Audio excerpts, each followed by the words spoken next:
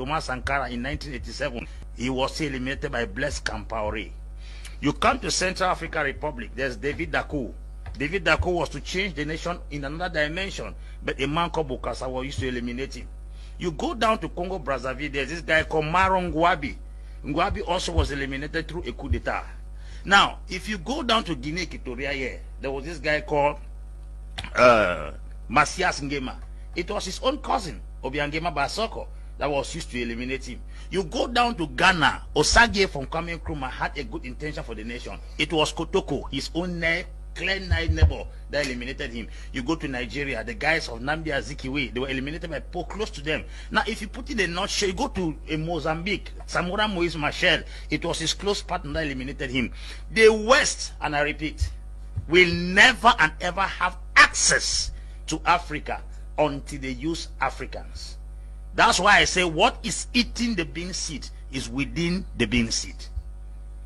Africans are full with greed, full with ethnocracy, tribalism, and nepotism. And if nothing is done, we will keep on killing our best every year. As I talk to you recently, I will guarantee you all shorty that this guy Magufuli has convinced us against once more that Africa does not need any support out of the country. Lazarus Chakwera, in his 8-minute speech commemorating the death of Magufuli, he said, the unpredictable Magufuli. They did not know that leadership could run in Africa without money being borrowed from International Monetary Fund, because they did not know Magufuli was coming. They did not know that projects could be set up and executed on time, because they did not know Magufuli was coming. They did not know that somebody could not pay attention to General Assembly of the United Nations. They didn't know Magufuli was coming. African presidents have given us the impression that you must borrow to succeed. Before Magufuli came to power, most of the mines in Tanzania were privatized. But what he did was that he came back and then sanctioned the foreign companies that were mining in Tanzania until 16% of those particular mines were given back as ownership back to Tanzania. A scenario occurred in Zambia. Zambia is the best producer of copper. You have the copper belt in Zambia.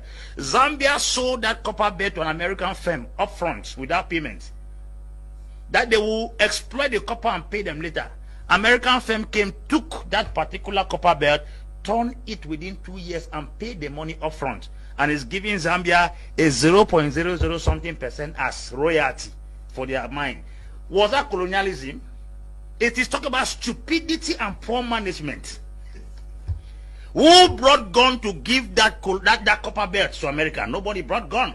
When last did you see Europeans using prestation, assimilation, or indirect rule in Africa? It's no longer there. Let us consider the fact that they are taking a greater chunk of our resources. The balance we have here is very possible for us to manage those things. How can a man come in 5 years' time without borrowing a dime from International Monetary Fund, a dime from World Bank? He was able to restore 6 aircrafts into the Tanzania airline.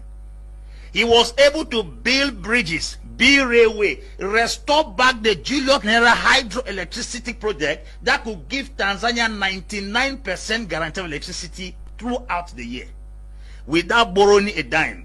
China proposed to borrow him 10 billion to reconstruct and expand the port in Dar es Salaam. He refused, yet the port was under extension. Where did he get the money? That's what we are talking about.